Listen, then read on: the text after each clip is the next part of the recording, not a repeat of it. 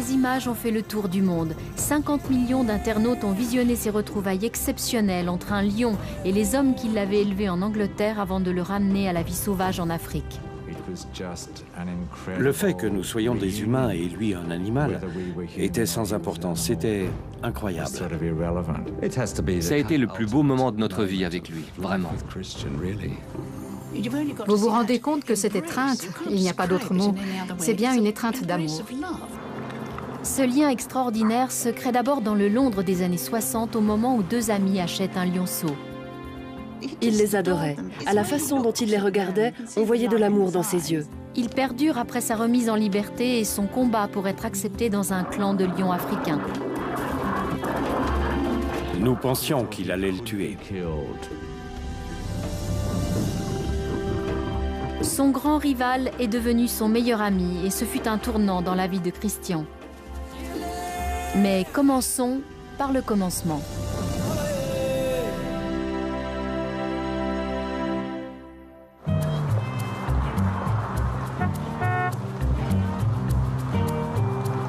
« 1969. Londres est la capitale mondiale de la mode, de la musique et de la pop culture. Le quartier très branché de King's Road est un véritable aimant pour les artistes et les voyageurs tentés par l'existence hédoniste de la ville. C'est là que John Randall et Ace Burke, deux amis universitaires arrivés d'Australie, sont venus faire leurs preuves. C'était un passage obligé, une sorte de rite. Les Australiens n'avaient que Londres en tête. C'était la Mecque, l'endroit où tout pouvait arriver. C'était passionnant et entraînant. C'était une époque merveilleuse. Nous connaissions de nombreuses personnalités. Vous pouviez voir les Rolling Stones circuler sur King's Road. À cette époque, vivre à Londres, c'était fantastique. Entre deux fêtes avec acteurs et rockstars, les Australiens fraîchement débarqués se rendent chez Harrods. Le célèbre magasin possède même un rayon zoo. Il y avait des tapirs brésiliens, des vautours, des chauves-souris, des ratons laveurs. On pouvait tout trouver chez Harrods, de l'épingle à l'éléphant. Oui, nous avons même déniché un éléphant pour un client. Yes. Hand-reared cubs, of course, because these are so very much tamer. En novembre 69, Harrods met en vente deux lionceaux. Martha, une lionne, et Marcus, à qui on donnera le nom de Christian.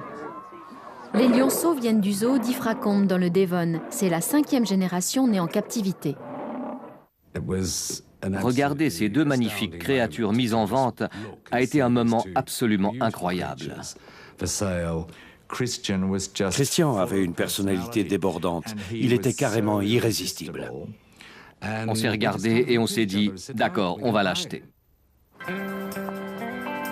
Dans les années 60, posséder un animal exotique était très à la mode et parfaitement légal. Ce n'est qu'en 1976 que la loi limitant les ventes des espèces menacées entre en vigueur.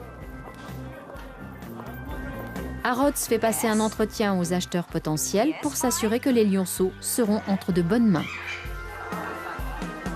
John posait des questions pertinentes. Il voulait connaître tous les pièges. J'ai toujours su qu'il ferait ce qu'il y avait de mieux pour Christian. Ace et John passent le test de Harrods et achètent Christian le lionceau pour la coquette somme de 250 guinées, 5000 francs suisses d'aujourd'hui.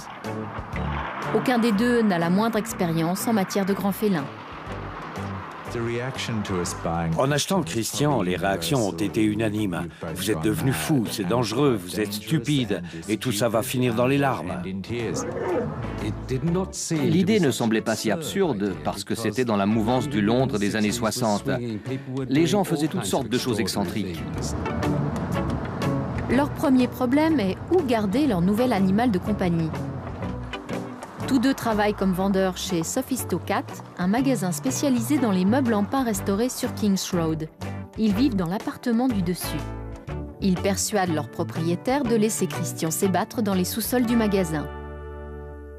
Il avait une énorme litière dont il faisait un usage religieux, comme un chat domestique. Au sous-sol, il y avait des meubles stockés pour être restaurés. Il pouvait grimper, ramper, jouer à cache-cache. Il avait beaucoup d'imagination, il était très fort pour inventer des jeux. Il vous traquait au milieu des meubles et faisait semblant que c'était vous qui vous cachiez. Il avait ainsi tout loisir de vous surprendre. Il aimait les jouets, mais il pouvait éventrer un ours en peluche en 2 secondes. Il aimait les corbeilles à papier. Il pouvait les mâcher, les déchiqueter, les porter sur la tête. Même la femme de ménage qui vient chaque jour voit son matériel transformé en jouet. Il pensait qu'elle était là pour donner une sorte de spectacle, parce qu'elle avait ses chiffons, ses balais, son aspirateur. Il posait ses pattes devant mon aspirateur, on jouait à tirer et à pousser, il volait mes chiffons, on s'amusait comme des fous. Elle n'avait pas peur de lui, pas le moins du monde. Et bien sûr, mes enfants à l'école disaient « Ne nous provoquez pas parce que notre mère s'occupe d'un lion ».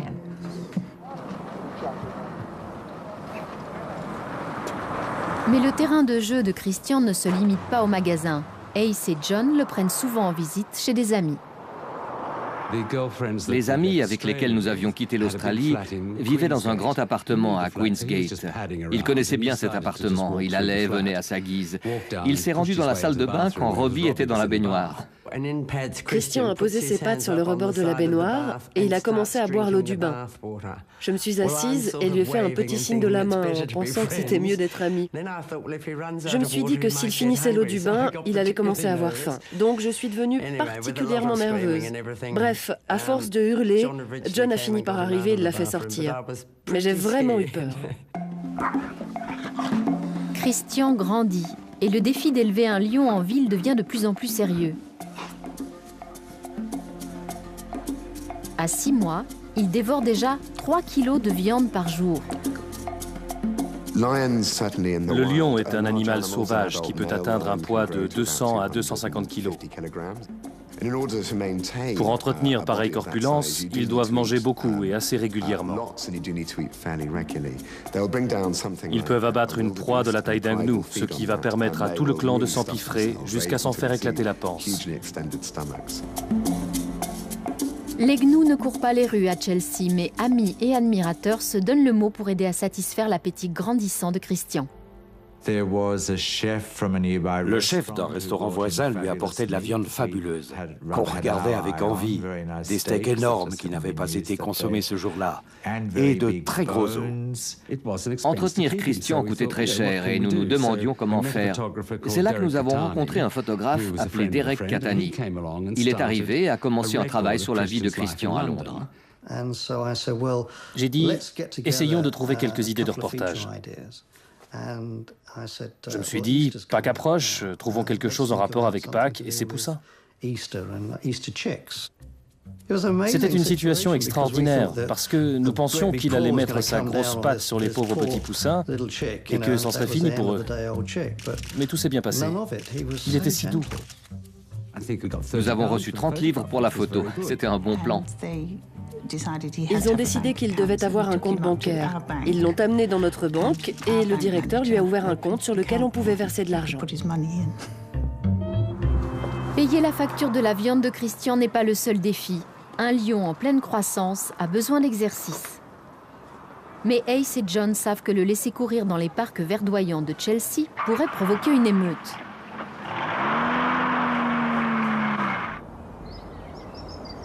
Tout au bout de King's Road, ils découvrent un cimetière muré appartenant à une église.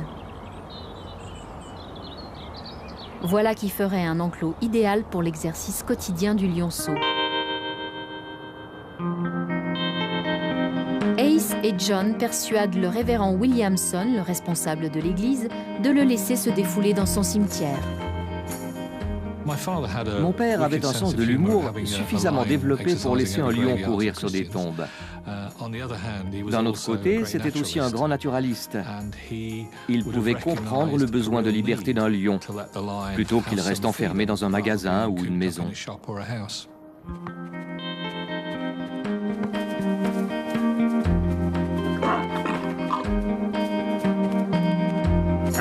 Ace et John l'ignorent, mais Christian n'est pas seulement en train de jouer. Il développe les qualités nécessaires à un lion pour survivre à l'état sauvage. Beaucoup de jeux que pratiquent des jeunes lionceaux, se traquer, se sauter les uns sur les autres, se battre, consistent en fait à apprendre comment il faut chasser. Il y a une part d'apprentissage et cet apprentissage est renforcé par le jeu. L'instinct de Christian se développe. Mais être élevé depuis 4 mois par Ace et John a créé des liens très forts. Il était dépendant de nous, mais il nous aimait en retour. Nous étions ceux qu'il avait de plus proche. Christian avait une telle personnalité qu'il faisait totalement partie de leur vie. Il était toujours en train de bondir sur eux, de mettre ses pattes autour d'eux, et eux faisaient de même. Il nous avait pris en affection. Il nous sautait dessus, s'asseyait sur nous, il voulait être près de nous. Comme tout bon chat, il voulait s'asseoir sur vous quand vous lisiez le journal ou quand vous téléphoniez. C'était comme avoir un enfant. John et Ace étaient comme ses parents. Il les adorait. À la façon dont il les regardait, on voyait de l'amour dans ses yeux.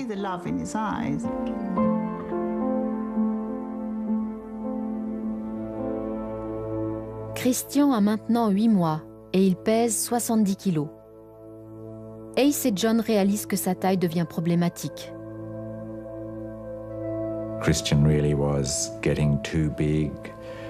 Il devenait trop grand.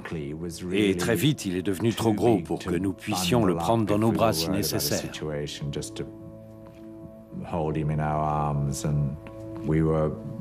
Nous étions préoccupés par l'avenir. Plus il grandissait, plus il risquait de provoquer de réels dégâts.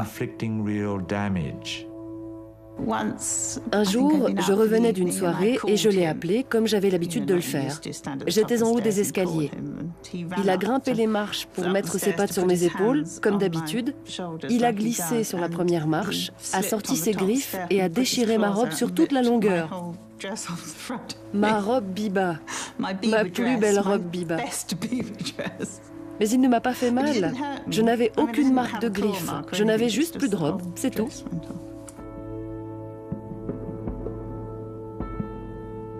Un autre incident convainc Ace et John que Christian reste un prédateur, capable d'attaquer.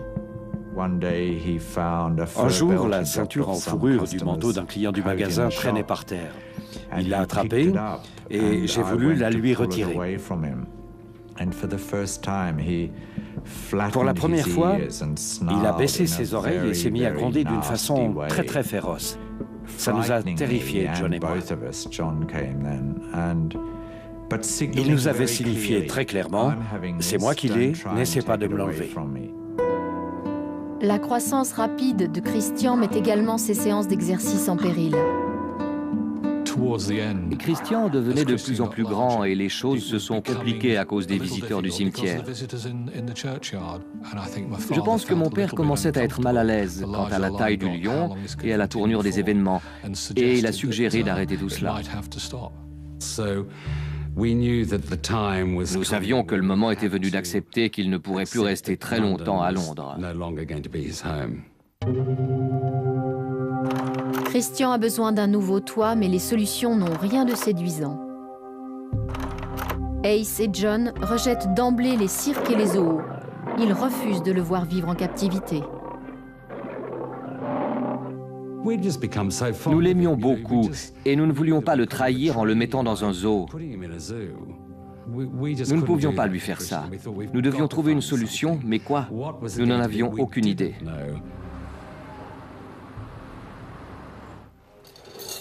Ace et John désespèrent quand une rencontre inattendue change le cours des choses.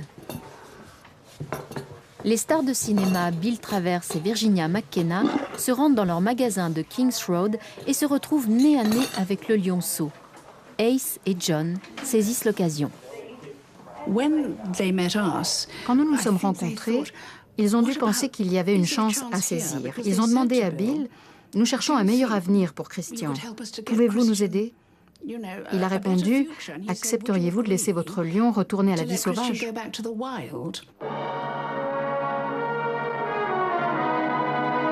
Joy Adamson's well-known story of life with the lions has now been brought to the screen. It was chosen for the Royal Film Performance Travers in et London. McKenna deviennent célèbres dans les années 60 avec le film Vivre libre. Il raconte la véritable histoire d'Elsa, une jeune lionne orpheline rendue à la vie sauvage avec succès. Les deux acteurs deviennent de farouches défenseurs des lions et sont toujours en contact avec l'homme dont le travail a inspiré le film. George Adamson est un spécialiste des lions. Il s'occupe d'orphelins comme Elsa et les prépare à affronter la vie sauvage. Son travail est controversé car certains experts estiment que la familiarité entre lions et humains n'est pas sans danger. Mais pour John et Ace, Adamson représente la meilleure opportunité de rendre à Christian sa liberté. Ils ont pris contact avec lui et il a dit quel défi passionnant d'essayer, il a insisté sur essayer, de réhabiliter un lion issu de la 5e génération en captivité. Elsa était née en Afrique et elle en connaissait les odeurs. Elle savait à quoi ressemblait une antilope. Christian, lui, ne le savait pas. C'était la solution idéale. Nous étions enchantés. Nous le privions ainsi d'une vie plus longue, plus sûre, mais confiné dans une cage. Nous n'avons pas hésité une seconde. Mais il reste un obstacle majeur. Ils doivent obtenir du gouvernement kényan l'autorisation d'importer Christian sur leur territoire. Les négociations s'annoncent longues et complexes. Il fallait remplir une montagne de paperasserie. Du côté du Kenya, la réaction a été en gros « Pourquoi voulez-vous introduire un nouveau prédateur dans notre pays? Nous avons déjà suffisamment de lions. » Christian grandit rapidement. Il lui faut un endroit plus grand et le plus vite possible.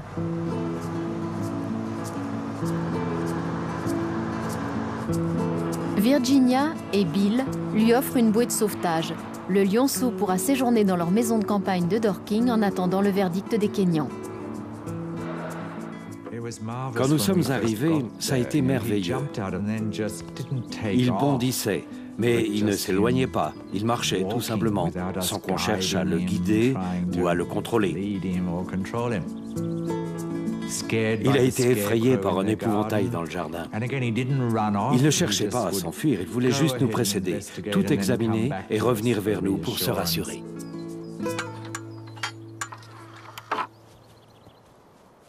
Virginia et Bill ont construit un énorme enclos sécurisé dans leur jardin. Christian était manifestement ravi de ce déménagement à la campagne. L'environnement était différent et il aimait cet espace. Ace et John quittent leur travail et s'installent dans une caravane à côté de l'enclos. Ils savent que ces semaines sont les dernières qu'ils passent ensemble. Ils veulent profiter de chaque instant.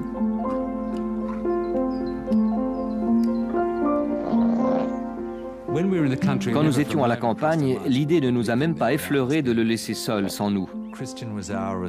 Christian était sous notre responsabilité. Nous ne voulions pas qu'il se sente abandonné. Nous avions un pacte avec lui.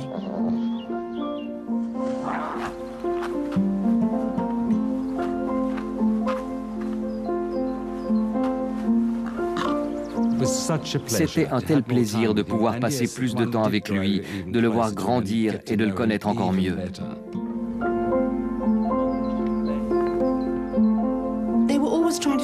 Ils essayaient toujours de trouver des moyens de l'intéresser, de le stimuler pour qu'il ne s'ennuie pas. Nous allions très tôt le matin à West Wittering pour courir sur la plage avec un ballon.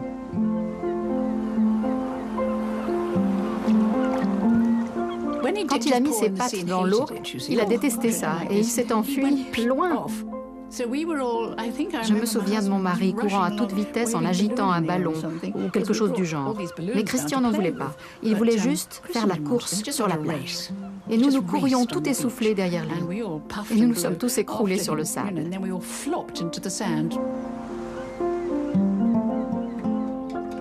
4 semaines après le transfert de Christian à Dorking, il n'y a toujours pas de réponse du gouvernement kényan. Ce retard signifie que bientôt l'enclos deviendra trop petit pour le jeune lion de 10 mois. Parfois, il essayait de grimper par-dessus le grillage. Nous avons donc construit une sorte de surplomb pour l'empêcher de sortir. La situation ne fait que s'aggraver avec le temps.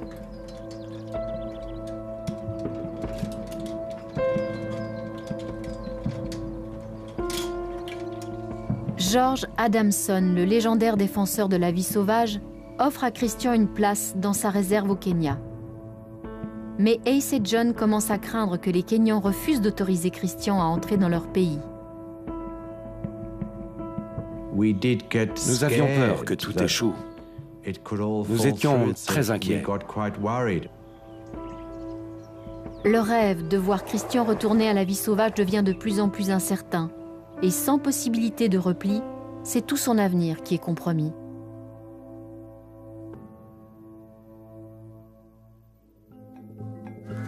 Après 3 mois de négociations, le gouvernement kényan donne finalement l'autorisation. Le jeune lion part enfin pour l'Afrique. Nous l'avons conduit à l'aéroport de Heathrow. Nous lui avons donné un léger sédatif, comme les vétérinaires du zoo de Londres nous l'avaient recommandé. Je me rappelle, nous étions là et nous l'avons vu. Ensuite, ils ont mis quelque chose sur sa cage pour qu'il ne puisse plus rien voir. Ils l'ont soulevé avec une chaîne jusque dans la soute. On était pétrifiés. C'était effrayant de le voir embarqué dans la soute. Nous n'étions pas sûrs qu'il survivrait au voyage.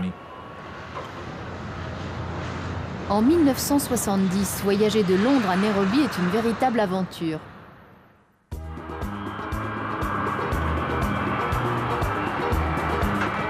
Il faut 15 heures à Bill Travers, Ace et John pour arriver en Afrique et rejoindre Christian. Ça a été un vrai soulagement de le voir de l'autre côté. Christian a réussi à gagner l'Afrique. Mais va-t-il y survivre? Cela ne dépend que d'un seul homme, George Adamson. Il était plus petit que ce que nous avions imaginé, très soigné, dans une saharienne couleur sable. Cet homme modeste est une personnalité respectée bien que controversée au Kenya. Ces pratiques pour rendre les lions domestiqués à la vie sauvage sont vues par certains comme un risque pour l'homme. George conduit Christian dans une partie désertique du pays, la réserve naturelle de Kora. C'est là qu'il compte fonder une nouvelle troupe de lions, dont Christian serait le centre. Nous étions en train de rouler. Christian était à l'arrière et j'ai vu qu'il devait faire ses besoins. J'ai dit, écoutez, monsieur Adamson, il faut qu'on s'arrête. Et George a dit, on est au milieu de nulle part. S'il s'enfuit, on ne le rattrapera jamais.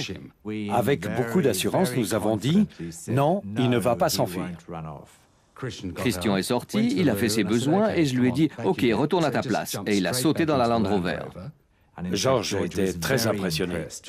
George a dit, c'est remarquable, je pense que tout va bien se passer. Vous pouvez m'appeler George. Et là, je me suis tourné vers Christian et je lui ai dit, oui, tout ira bien. Après un voyage de plus de 200 km, Ace, John et Christian arrivent dans la réserve de Kora, le nouvel abri de Christian dans la brousse. Ça a dû être extraordinaire pour lui de se retrouver propulsé dans un milieu totalement étranger. Le continent est nouveau, mais Christian, lui, ne perd pas ses habitudes de confort. La première nuit en Afrique a été réellement embarrassante. Ace avait une couchette et moi j'avais un lit de camp. Un lit ici, un lit là. Christian était au milieu. Et évidemment, il a dormi sur l'un des lits, avec un coussin. Lit, coussin, plus Ace, John et le photographe Derek à ses côtés, Christian se sent en Afrique comme à la maison. Il ne semble pas du tout intimidé par son nouvel environnement. Nous observions les réactions de Christian face aux crocodiles, aux hippopotames sortant la tête de l'eau. Il ne ressentait aucune agressivité à leur égard. Il pensait qu'ils faisaient partie du paysage. Leur apparente décontraction masque la réalité. Christian est encore un lion londonien en Afrique, ce qui l'expose à de graves dangers. Relâcher un lion dans la nature représente un réel défi. Il ne s'agit pas seulement d'ouvrir la porte de la camionnette et de le laisser partir. Si vous faites ça, il a de grandes chances de tomber sur d'autres lions, de se comporter de façon inappropriée et de se faire tuer. Le plan de George Adamson est de créer une troupe avec Christian et 2 autres lions. Catania, une petite lionne orpheline, et Boy, un mâle adulte né et domestiqué en Afrique. Mais ils doivent d'abord rentrer en contact. Une expérience totalement nouvelle pour Christian. Il pensait être le seul lion sur Terre. Et ça a été un choc d'en rencontrer un qui faisait 3 fois sa taille. La première fois qu'il a vu Boy, imaginez, il n'avait pas vu de lion adulte depuis son père. Et soudain, cet énorme lion est très en colère en plus. Pour Boy, Christian est une menace. Dans les troupes de lions, les plus jeunes essayent souvent d'usurper la place des plus âgés. Sa première réaction en voyant Christian a été très agressive et effrayante. Il sautait contre le grillage pour l'effrayer. Christian avait peur, et nous aussi, je peux vous le dire. Boy pesait à peu près 200 kilos, et le voir s'élancer contre un grillage à peine plus épais que celui d'un poulailler, c'était quelque chose.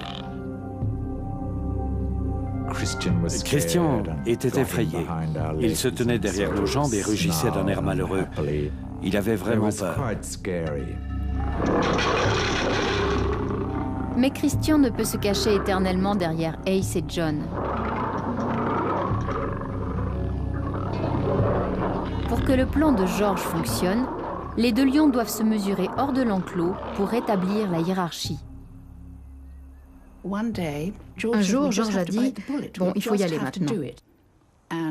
George, Ace, John et Christian ont grimpé sur le rocher sur lequel Boy était assis.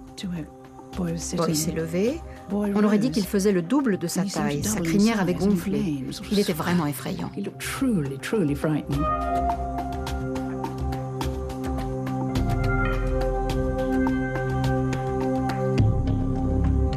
C'était réellement terrifiant de voir cet énorme lion descendre du rocher et donner une raclée à Christian.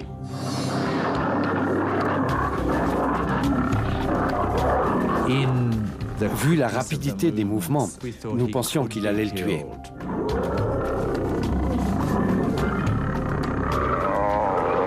Mais heureusement, l'instinct du jeune lion se réveille. Christian rugissait, mais il se roulait sur le dos. C'est la position correcte de soumission à un lion adulte. Christian ne cherchait pas à s'échapper. Il savait manifestement que c'est comme ça qu'un lion doit se comporter. Combattre pour la hiérarchie au sein du groupe fait partie du comportement normal du lion.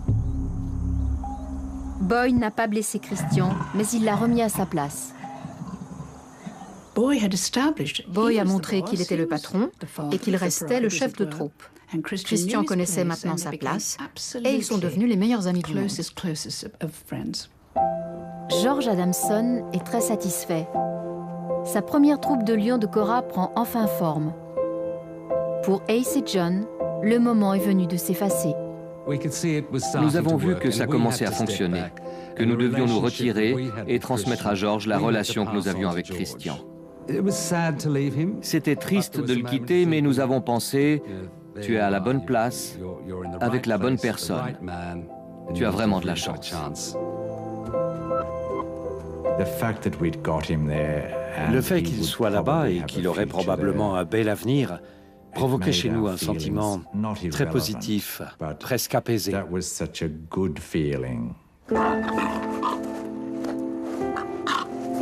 La vie de John et Ace a été centrée sur Christian pendant plus d'1 année.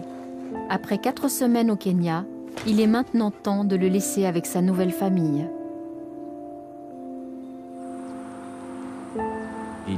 Il a suivi nos traces quand nous sommes partis et c'était triste.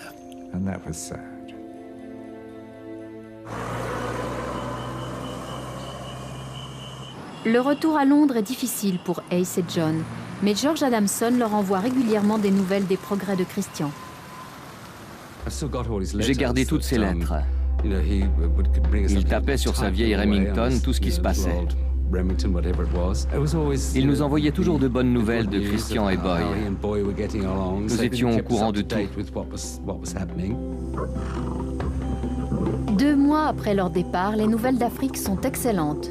Boy et Christian sont inséparables. Ils sont devenus les meilleurs amis du monde et il leur arrive même de faire des escapades de plusieurs jours. Le lion africain apprend à son jeune comparse européen les règles de la vie sauvage. Mais la réserve de Cora n'est pas que le fief de Boy et Christian. Elle abrite des lions rivaux, source de danger. Boy et Christian étaient des mâles. Ils avaient toujours des problèmes avec les lions sauvages qui ne leur auraient jamais permis de prendre possession d'une partie de leur territoire.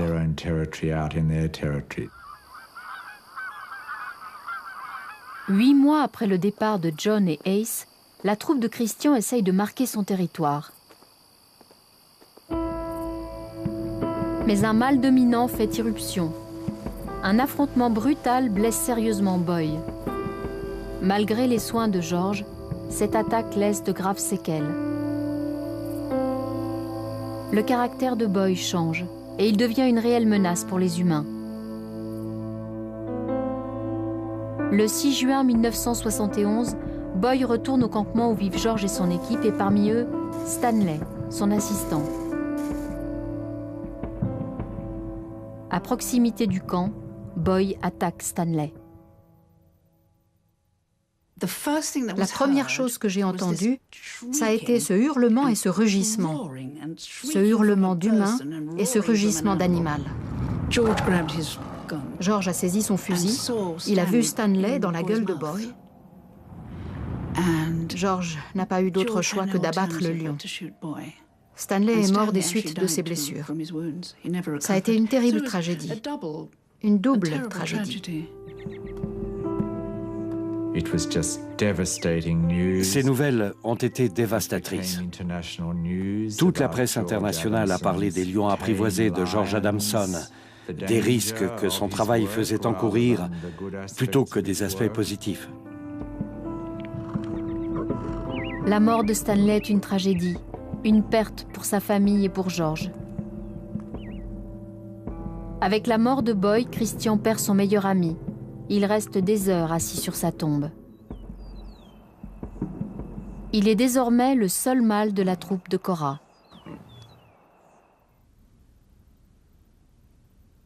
Tony Fitzjohn, un jeune homme de 25 ans amoureux de la vie sauvage, rejoint George Adamson. Il décèle la tristesse de Christian. Boy lui manquait. Et cela le rendait plus peureux. Boy n'était plus là. Il y avait toutes ces questions. Comment je vais m'en sortir? Qu'est-ce que je vais faire? Pourquoi est-il parti? Il y a toujours cette inquiétude, cette incertitude, cette incompréhension après la disparition de quelqu'un. Mais il faut se reprendre en main rapidement et continuer à vivre. La mort de Boy et la solitude de Christian préoccupent Ace et John. Ils décident qu'il est temps de retourner en Afrique. Comme dans toute famille, ils veulent apporter leur soutien à Christian, mais ils savent que cette fois, les choses seront différentes. Nous ne savions pas comment il nous accueillerait. Nous pensions que tout pouvait arriver, que c'était très dangereux et que tout cela se passait au fin fond de l'Afrique sauvage. Après une journée angoissante au campement, Ace et John se rendent sur le territoire de Christian. George y est le bienvenu, mais Ace et John sont presque des étrangers. Ils n'ont pas vu Christian depuis 1 année. S'ils sont perçus comme des visiteurs importuns, ils risquent d'avoir des ennuis. George est apparu au sommet de la colline, à une distance d'à peu près 100 mètres, avec Christian. Christian a marché tranquillement sur 10-15 mètres et il nous a regardés très attentivement.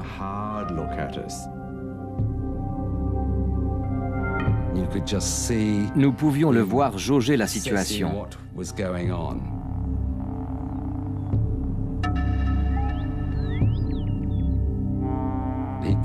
Il a continué à marcher lentement dans notre direction. Le moment est arrivé où nous n'avons plus pu y résister et nous l'avons appelé par son nom.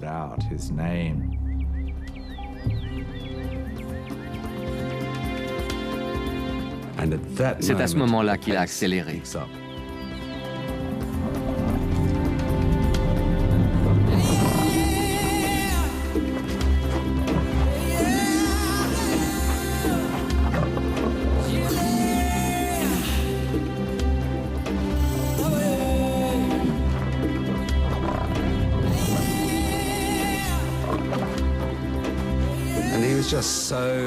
Il était tellement excité, et nous aussi, vous n'imaginez pas à quel point.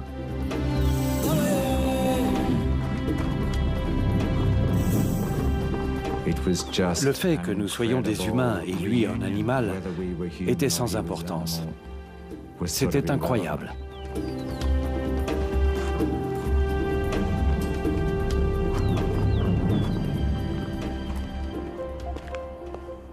Les effusions de Christian, Ace et John sont observées avec attention par les lionnes amenées à Cora 3 mois plus tôt pour agrandir la troupe. Elles aussi font bon accueil aux nouveaux venus. Tout à coup, nous nous sommes rendus compte que ces deux lionnes étaient là et qu'elles nous faisaient la fête. Elles nous poussaient, elles nous bousculaient.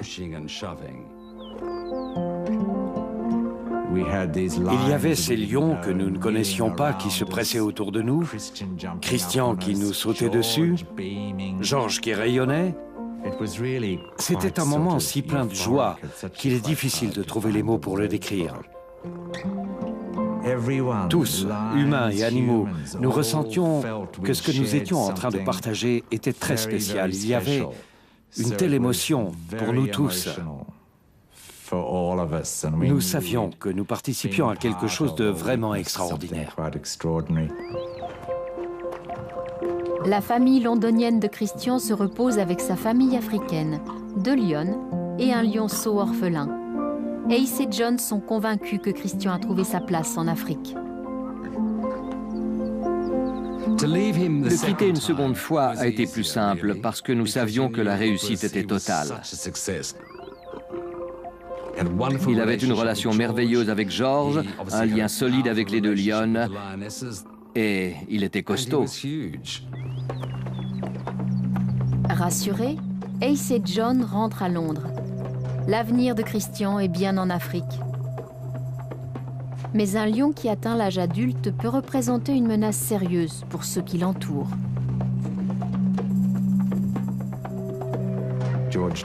George nous a dit plus tard que l'adolescence était la période la plus dangereuse chez les lions et que c'était le moment où ils s'en méfiaient le plus. C'est à cette époque que Christian a sauté sur le dos de Tony. Il m'a plaqué au sol, a mis ma tête dans sa gueule, a roulé sur son dos et a commencé à me boxer avec ses pattes arrière. Il trouvait ça très drôle, donc il s'est mis à me secouer et puis il m'a lâché. J'étais vraiment effrayé. Il y avait cette énorme chose qui jouait avec moi comme si j'étais une poupée de chiffon. Il est venu tout près et je lui ai donné un coup de poing en plein sur le museau. Et ça a marché, il est parti. Pour lui, ça devait être une petite tape parce qu'il était robuste. Christian est revenu quelques minutes plus tard pour me dire bonjour et faire copain-copain, mais j'ai refusé de lui parler jusqu'à la fin de la journée. Il n'a plus jamais recommencé, mais de temps à autre, je le regardais et je lui disais « Essaie de recommencer ». Et lui « Oh non, pas moi ». C'était bien.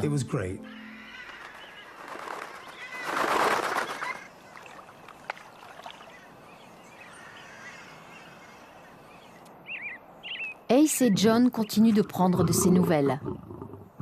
George nous tenait au courant de ce qui se passait. Christian disparaissait pendant des mois et cherchait à établir son propre territoire, plus loin encore que Cora. Un an plus tard, nous nous sommes dit que ce serait bien de voir comment il s'en sortait.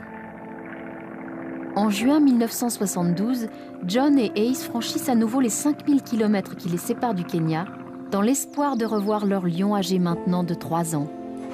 George nous a avertis qu'il ne viendrait certainement pas au campement. Mais nous pensions que cela valait la peine d'y aller et d'essayer de le voir.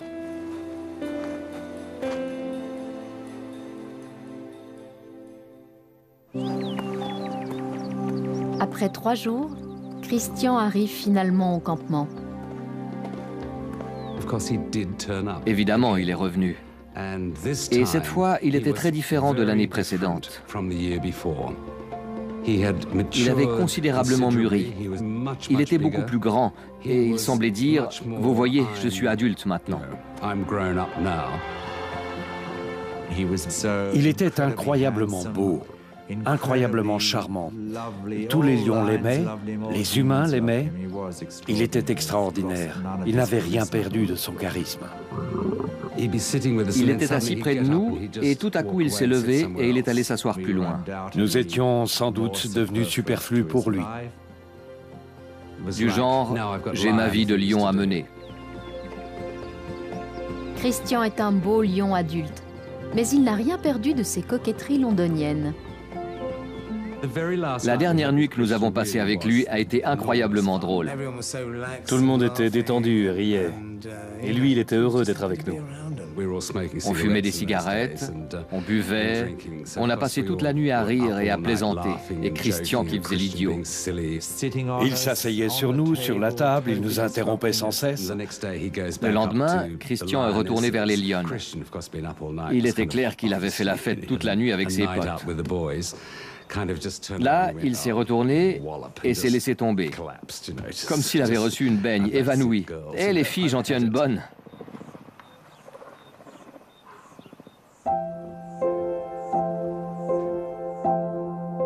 Nous sommes allés le voir la nuit suivante, mais il était parti.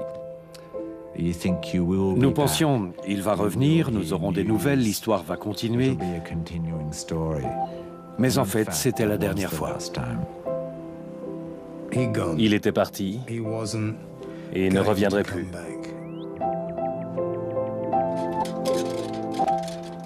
John et Ace n'ont plus jamais revu Christian. Il n'était plus dépendant d'aucun d'entre nous.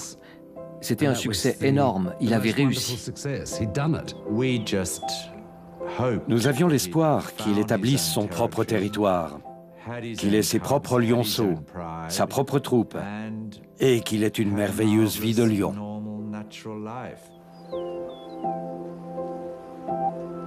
Christian, le lionceau de chez Harrods, a eu la chance de vivre comme un vrai lion d'Afrique.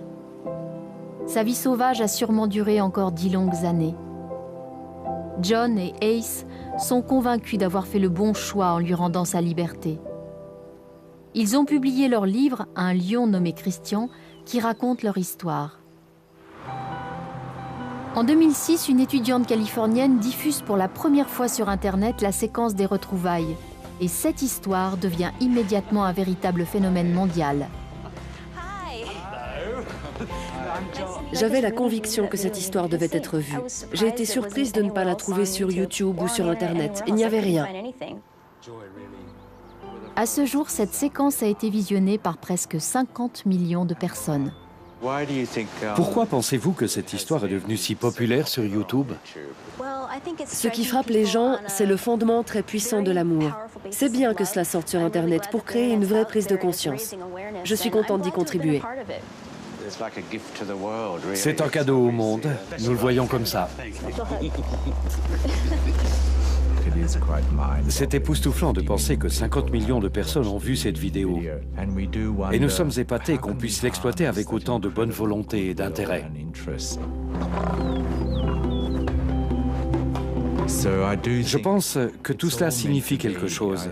Je pense que c'est un appel d'Afrique de Christian, 40 ans après.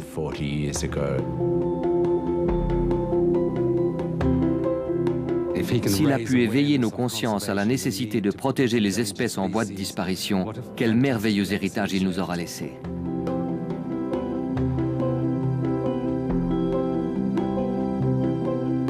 Thank you, Christian.